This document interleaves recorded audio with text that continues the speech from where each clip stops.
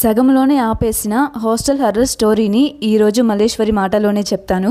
నా పక్కనే గాలిలో ఉన్న ఆ రూపాన్ని చూసి భయంతో నేను డుంబు నవీన్ దగ్గరకు వచ్చేసాము. అయితే మేము లేచాక ఆ రూపం మెల్లగా గాలిలో నుంచి చిన్నగా సైడ్ కి మూవ్ అవుతూ మా బెడ్ మీదకి వచ్చేసింది. స్విచెస్ పక్కనే ఉన్నాయి. చీకటి అంటే అందరికి భయంగానే ఉంటుంది కదా. అందులో తెల్లటి మనిషి రూపం ఉంది. అందుకని అది దెయ్యం అని 100% మాకు తెలిసినా కూడా లైట్ వేసాము. లైట్స్ ఆన్ చేశాక ఆ రూపం అయితే కనిపించలేదు. ఇదేంటి, నేను హాస్టల్లో ఉన్నప్పుడు లైట్స్ ఆన్ లో ఉన్న తెల్లటి రూపం కనిపించేది కదా, ఇప్పుడేంటి ఏం కనిపించట్లేదు అని వెళ్ళిపోయి ఉంటుందా అని మళ్ళీ నేను లైట్స్ ఆఫ్ చేశాను. హాస్పిటల్ రూమ్ లో లైట్స్ ఆఫ్ చేశాక ఆ రూపం బెడ్ మీద పడుకొనుంది. అప్పుడు టైం కరెక్ట్ గా అర్ధరాత్రి 1:30 అయింది. రూమ్ లో జరిగింది మొత్తం మాతో పాటు సంధ్య కూడా చూస్తూనే ఉంది. కాసేపటికి ఏమైందో తెలియదు కానీ వాళ్ళ చెల్లిని చూసినందుకు బాధతో అలా వచ్చిందా, వీక్ గా ఉండడం వలన అలా వచ్చిందా తెలీదు కానీ ఆ టైంలో సంధ్యకి ఫిట్ చేశాయి. ఇంకా లైట్స్ ఆన్ చేసి నేను నవీను డుంబు మేము ముగ్గురం తనని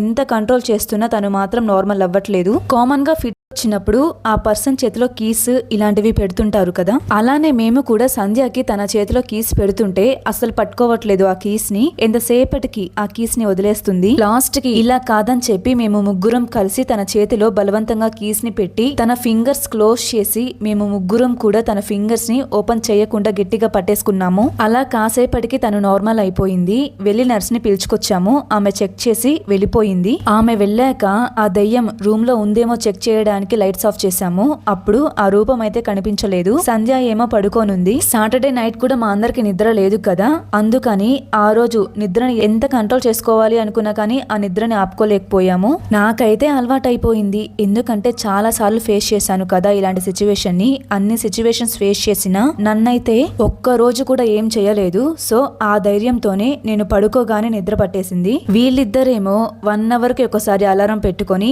లేచి ఎలా ఉంది సిచ్యువేషన్ అని అబ్జర్వ్ చేస్తూనే ఉన్నారు.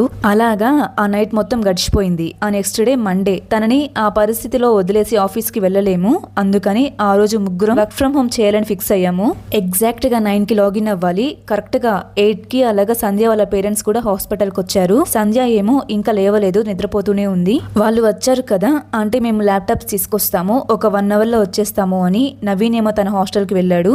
నేను డుంబు ఏమో మా హాస్టల్ కి వచ్చేసాము ల్యాప్టాప్స్ కోసం. మేము హాస్టల్ కి వచ్చి ల్యాప్టాప్స్ తీసుకొని మళ్ళీ హాస్పిటల్ కి స్టార్ట్ అవుతున్నాము. సంధ్య వాళ్ళ మదర్ నుంచి కాల్ వచ్చింది. పాప నా వైపు అలానే చూస్తూ పిచ్చి పిచ్చిగా నవ్వుకుంటూ తన కింద పెదవిని కొరుక్కుంటుంది. కింద పెదవి నుంచి ఒకటే వస్తుందామా, మీరు తొందరగా వచ్చేసేయండి. నవీన్ ఉంటే కొంచెం ధైర్యంగా ఉంటుంది.